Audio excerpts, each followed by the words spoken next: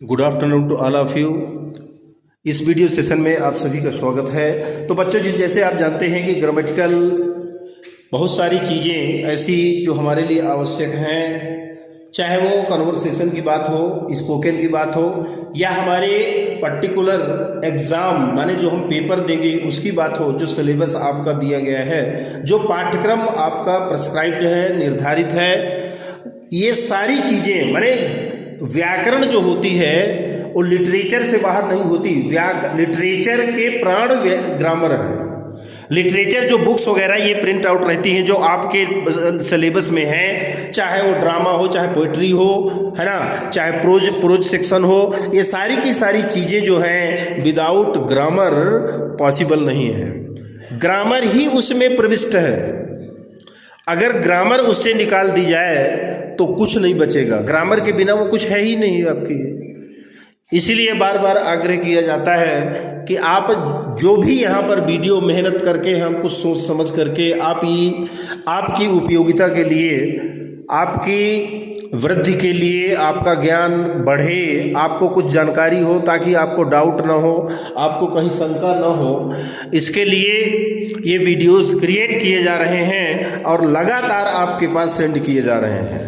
आवश्यकता इस बात की है कि वीडियोस को आप देखें, सुने, समझने का प्रयास करें, और इसके बाद भी यदि कोई डाउट्स हैं तो उसके लिए आप फ्री हैं, आप अपनी बात रख सकते हैं व्हाट्सएप ग्रुप के माध्यम से, और उसका माने उस डाउट का, उस संदेह का निष्पादन माने निश्चित रूप से हम करने वाले हैं, ये करते भी हैं। तो यहाँ पर आज मैं जिस टॉपिक को लेकर आपके सामने उपस्थित हूँ, इसके विषय में जानकारी तो मैं दे चुका हूँ मैं, और इसका एक वीडियो भी गया है, ऐसा नहीं है, लेकिन मुझे ऐसा लगा कि पर्टिकुलर मॉडल पर एक वीडियो क्यों न क्रिएट किया जाए। ये मॉडल्स हैं क्या? मॉडल किसे कहते हैं? मॉडल तो ये मॉडल यानी विज्ञान, और ये जो आप मॉडल बनाते हैं वो नहीं है आपका, ये हेल्पिंग वर्ब्स होती हैं। इंग्लिश ग्रामर की बात यदि हम करें तो मॉडल्स, जैसे हमारी कुछ वर्ब्स होती हैं आपकी जिनको आप हेल्पिंग वर्ब बोलते हैं, वर्ब पर भी मैंने 2-3 वीडियो क्रिएट किए हैं।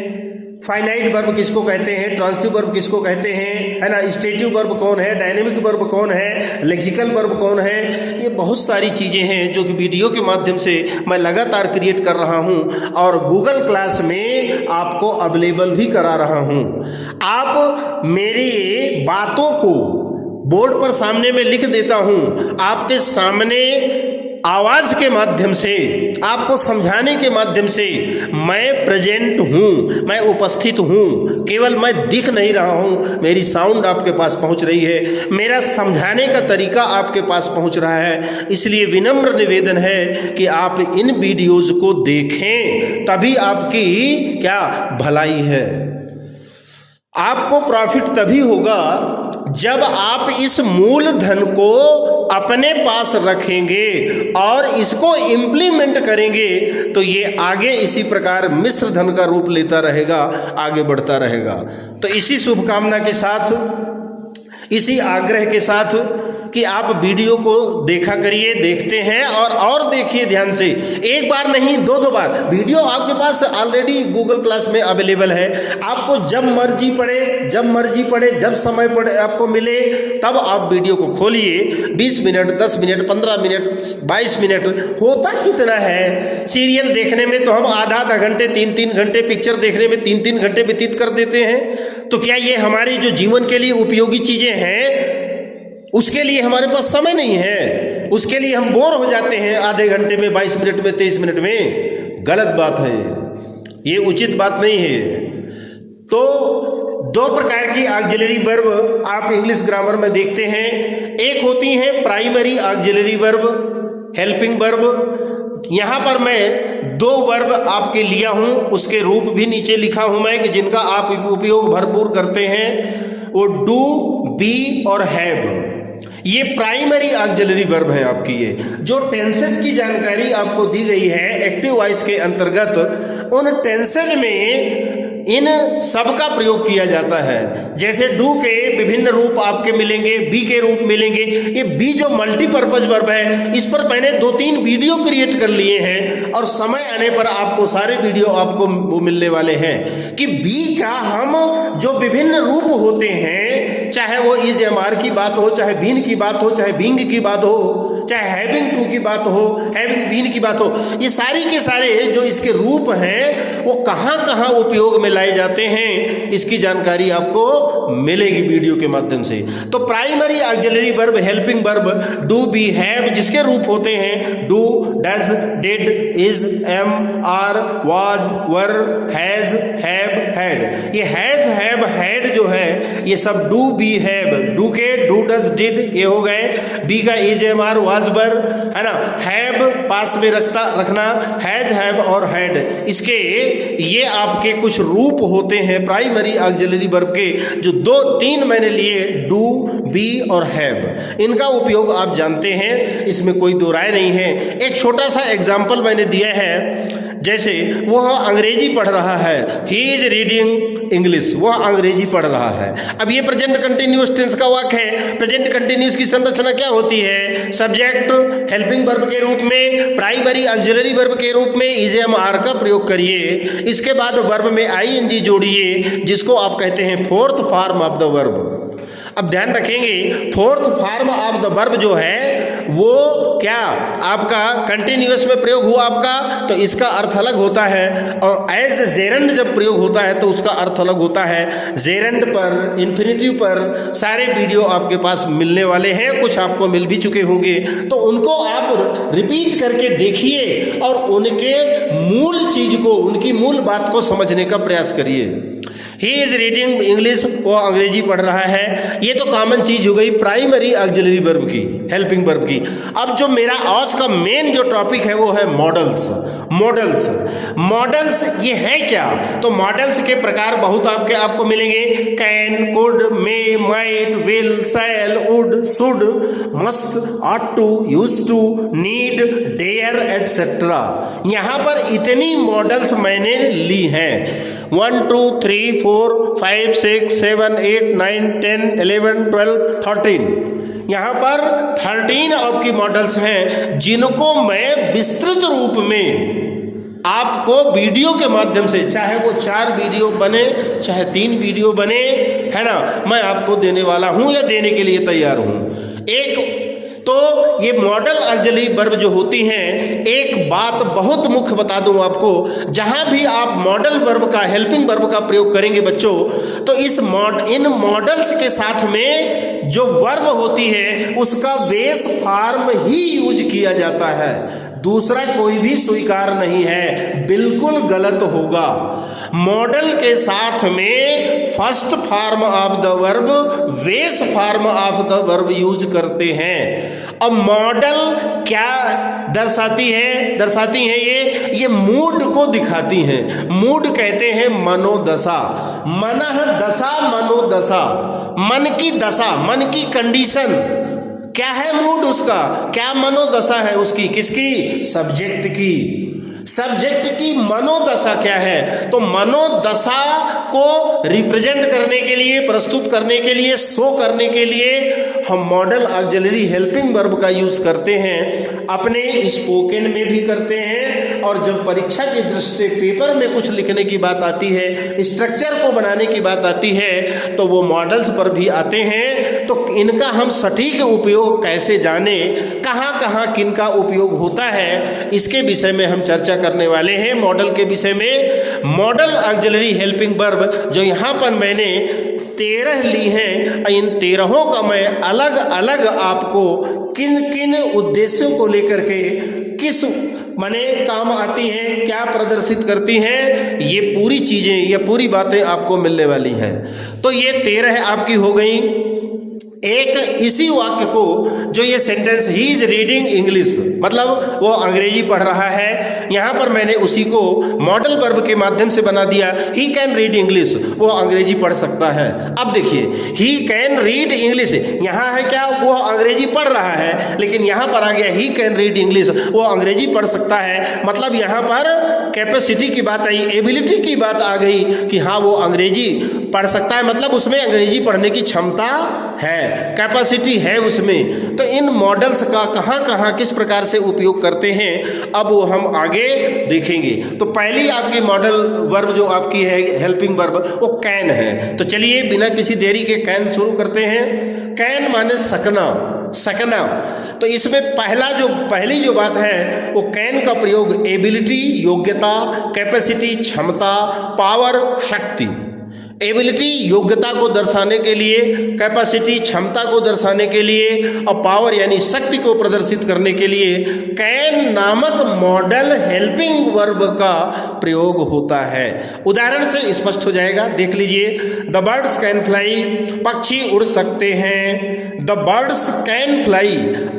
एक चीज मैंने आपको बता दी ना, सब्जेक्ट आपका सिंगुलर नंबर हो, चाहे प्लूरल नंबर हो, चाहे किसी पर्सन का हो, लेकिन मॉडल वर्ब का यूज जो करेंगे हेल्पिंग वर्ब का, वो बेस फॉर्म में, मतलब इसके साथ मेन माने जो आपकी जो वर्ब का प्रयोग करते हैं वो बेस फॉर्म में होती है मॉडल के साथ में। द बर्ड्स कैन फ्लाई, पक्षी उड़ सकते हैं। देख लीजिए, कैपेसिटी है आपका। शी कैन स्पीक फ्रेंच, वो फ्रेंच बोल सकता है। यहां पर देख लीजिए, शी कैन स्पीक फ्रेंच, वह फ्रेंच बोल सकता है।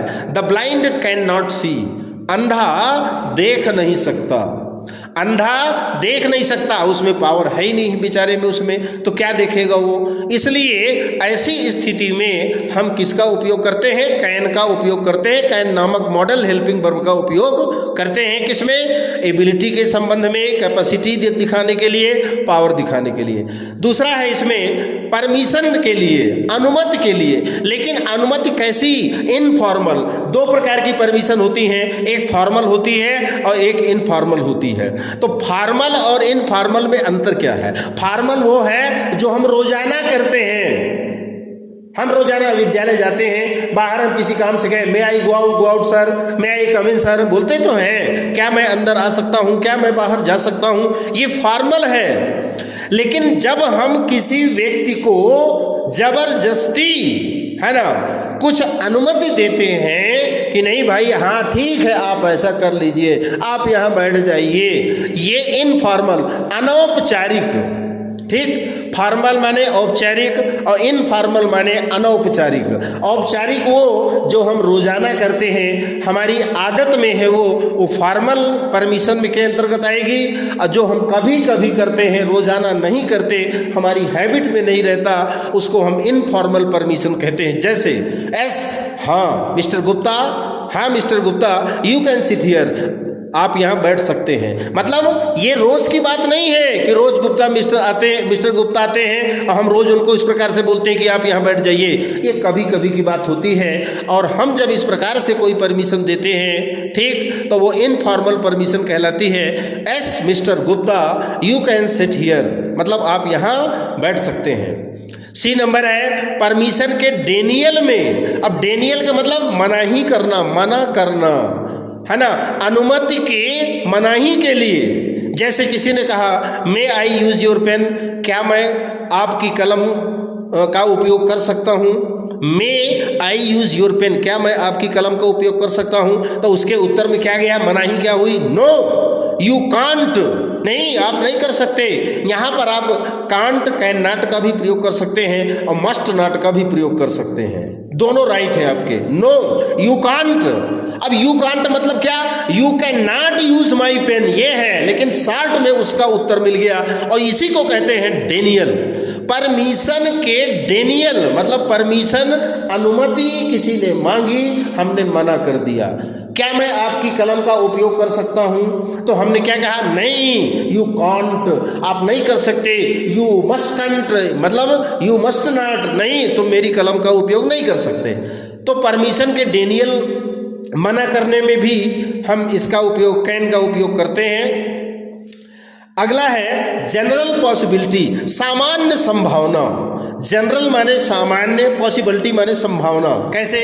Accident can happen to anyone, दुर्घटना किसी के साथ भी हो सकती है। अब देख लीजिए आप, ये दुर्घटना किसी के साथ भी हो सकती है, ये जनरल पॉसिबिलिटी है, ये सामान्य संभावना है ना। ये सामान्य संभावना, दुर्घटना किसी के साथ भी हो, वो कोई देख के नहीं आती कि ये बहुत प्रॉस्परस व्यक्ति है, इसके साथ दुर्घटना मैं हो जाऊं, मैं ये नॉर्मल व्यक्ति है, इसके साथ ना हो जाऊं मैं, ऐसा नहीं है। दुर्घटना तो किसी के साथ भी हो सकती है, इसलिए ये जनरल पॉसिबिलिटी है। Accident can happen to anyone, दुर्घटना किसी के साथ भी हो सकती है। और ई नंबर है पास्ट पॉसिबिलिटी, मतलब जो भूतकालिक संभावना होती है उसके लिए भी हम कैन का यूज करते हैं। जैसे he can have helped him, he can have helped him, माने कैन हैव का प्रयोग करके वर्ब का थर्ड फॉर्म आप लगा दिए।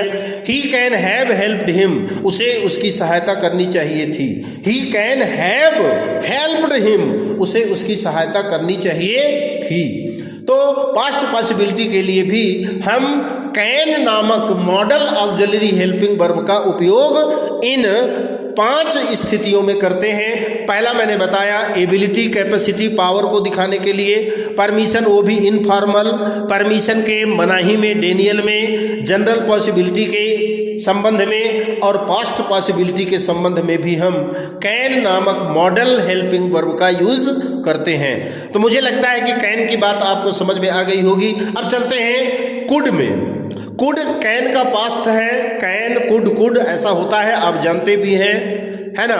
तो इसका उपयोग देखिए पास्ट एबिलिटी में, मतलब योग्यता तो है, लेकिन योग्यता कैसी? जो भूतकालिक योग्यता हो। जैसे I could run fast when I was young, मैं तेज दौड़ सकता था, है ना, जब मैं जवान था। आई कुड रन फास्ट, मैं तेज दौड़ सकता था, व्हेन माने जब, आई वाज यंग जब मैं जवान था।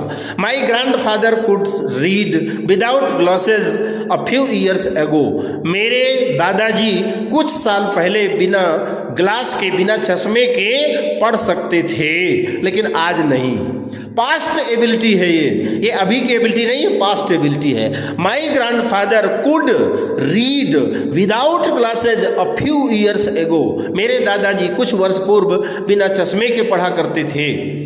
दूसरा है प्रेजेंट टाइम के बोल चाल में रिक्वेस्ट के लिए निवेदन, रिक्वेस्ट यानी निवेदन के लिए भी हम कुड का उपयोग करते हैं। जैसे could I go home now, क्या मैं अब घर जा सकता हूं?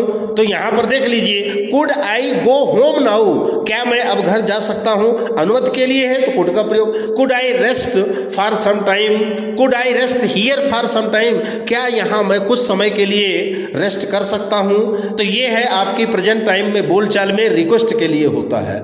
पास्ट पॉसिबिलिटी मतलब भूतकालिक संभावना जो होती है उसके लिए भी कुड का उपयोग करते हैं। He could have passed in the exam, मतलब वो परीक्षा में पास हो सकता था। He could have passed in the exam, वो परीक्षा में पास हो सकता था। ठीक है, तो ये सी नंबर आपका हुआ ये। ठीक, किसका? ये बी नंबर का कुड का है आपका, ये कुड का हुआ ये, है ना, जो कि मैंने ए पास्ट एबिलिटी मतलब भूतकालिक योग्यता के विषय में बताया। प्रेजेंट टाइम में बोलचाल में रिक्वेस्ट के लिए भी कुड का प्रयोग, और पास्ट एबिलिटी को दिखाने के लिए कि वो परीक्षा में पास हो सकता था, लेकिन कैसे? अगर उसने मेहनत की है तो वो पास हो सकता था। ठीक है, तो इस प्रकार कुड का प्रयोग हुआ। अब तीसरी मॉडल में चलते हैं। तीसरी मॉडल आपकी है में माने होता है भी सकना, इसका मतलब भी सकना होता है। तो सबसे पहले इसमें हम देखेंगे पॉसिबिलिटी, संभावना के अर्थ में इसका प्रयोग होता है। कैसी संभावना? The match may be is postponed due to rain, माने बारिश के कारण क्या मैच पोस्टपोन्ड किया जा सकता है, स्थगित किया जा सकता है। The match may be postponed due to rain, match बारिश के कारण स्थगित किया जा सकता है। There are clouds in the sky, आकाश में बादल हैं, इट मे रेन, वर्षा हो सकती है। अब देखिए यहीं पर यदि ऐसा कह दिया जाए there are dark clouds in the sky, मतलब आकाश में काले काले बादल हैं, इट मस्ट बी रेन, अब मस्ट का प्रयोग आपने कर दिया तो मतलब निश्चित हो गया कि काले काले बादल यदि आकाश में दिख रहे हैं तो वर्षा पूरी तरह से संभावना है, उसमें वर्षा बिल्कुल हो सकती है। तो मे का प्रयोग इस प्रकार से भी करते हैं। परमिशन फॉर्मल, देखिए पीछे मैंने आपको बताया था कैन वाले में कि परमिशन जो होती है वो इनफॉर्मल होती है, लेकिन यहाँ पर मे वाले में फॉर्मल औपचारिक परमिशन जो हम प्रतिदिन अपने रोजमर्रा में करते हैं वो फॉर्मल के अंतर्गत आती। जैसे मैं आई कम इन सर, क्या मैं अंदर आ सकता हूँ, श्रीमान जी क्या मैं अंदर आ सकता हूँ, आप भी बोलते हैं तो मैं आई कम इन सर, ये हो गया आपका फॉर्मल परमिशन के लिए। You may go home after the class, कक्षा के बाद तुम घर जा सकते हो। यू मे गो होम, तुम घर जा सकते हो आफ्टर द क्लास, कक्षा के बाद, जब कक्षा का समय खत्म हो जाएगा तो आप घर जा सकते हैं।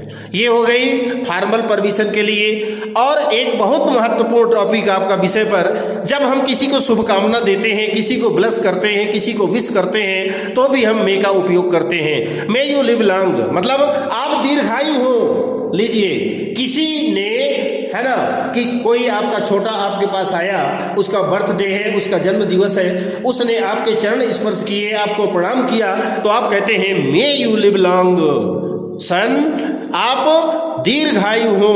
तो जब ब्लस की बात आती है, विश की बात आती है तो भी हम मे का उपयोग करते हैं। मे ही रिटर्न होम सेफ, भगवान करे कि वो घर सुरक्षित पहुंच जाए, सुरक्षित आ जाए।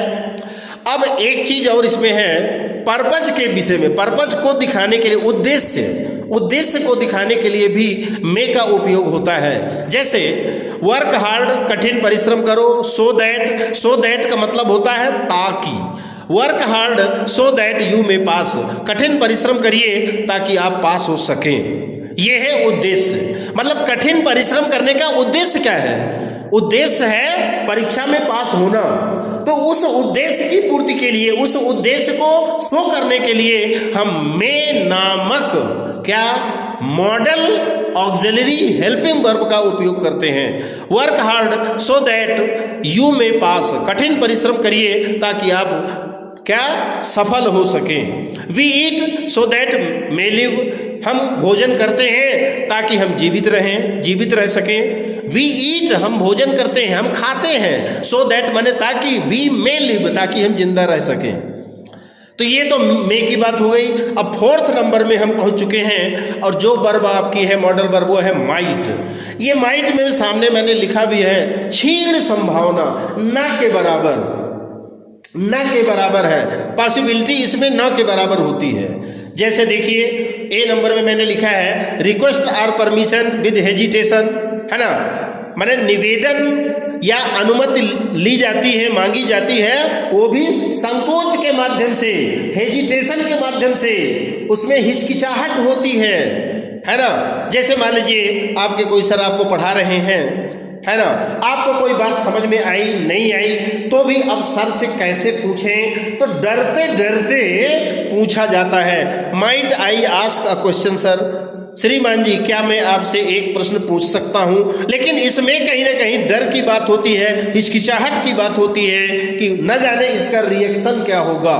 तो ऐसी स्थिति में माइट का उपयोग करते हैं। Might I ask a question sir, इसमें माइट का प्रयोग। Might be spend some time in your garden, क्या आपके बगीचे में हम कुछ समय बिता सकते हैं।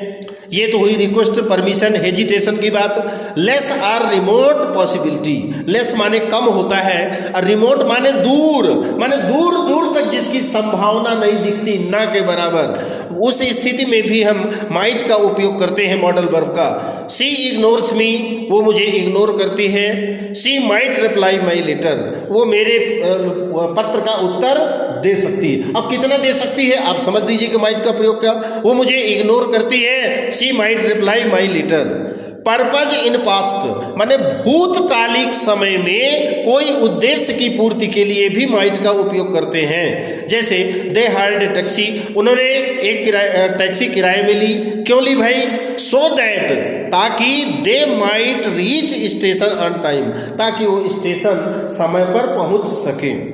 ठीक है, पर्पज इन पास्ट में कोई पर्पज उद्देश्य है उसकी पूर्ति के लिए माइट का उपयोग करते हैं। दे हायर्ड अ टैक्सी, उन्होंने एक टैक्सी किराए पर ली, so that they might reach station on time, जिससे कि वो स्टेशन समय पर पहुंच सकें। और पास्ट पॉसिबिलिटी को शो करने के लिए भी माइट नामक मॉडल हेल्पिंग वर्ब का प्रयोग करते हैं। योर एल्डेस्ट सन, आपका बड़ा बेटा, might have been a doctor, एक डॉक्टर बन सकता है।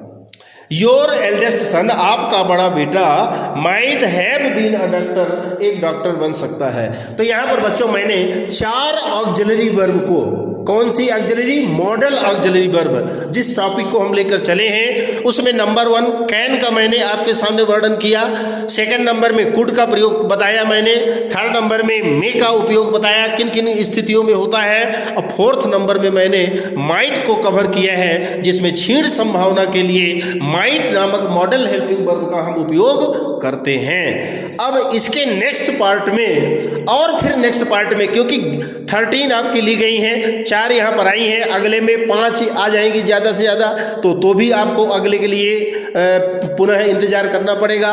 तो कम से कम 3 वीडियो में परफेक्ट आपका ये जो टॉपिक है मॉडल्स का वो आपको मिलने वाला है। बातों को समझिए। तो कहीं भी अगर मॉडल को चूज करने के लिए आएगा, मॉडल को फिलअप करने के लिए आएगा कि इसमें कैन होगा कि कुड होगा कि माइट होगा कि मे होगा कि आट टू होगा कि यूज टू होगा, डेयर होगा, नीड होगा, मस्ट होगा, ये आप अंतर बिल्कुल अच्छी तरह से आप समझ जाएंगे, इसमें कोई दो राय नहीं है। तो चलिए इस वीडियो को यहीं समाप्त करते हैं। अब मिलते हैं अगले वीडियो में मॉडल नंबर 5 के साथ। कैन, कुड, मे, माइट का यूज हो चुका है। अब इसके बाद जो आपकी बची हुई हैं उनको भी एक क्रम से 5 या 6 अगले में, फिर उसके बाद बची हुई अगले में, इस प्रकार से आपको अवेलेबल कराई जाएंगी। चलिए बहुत बहुत धन्यवाद।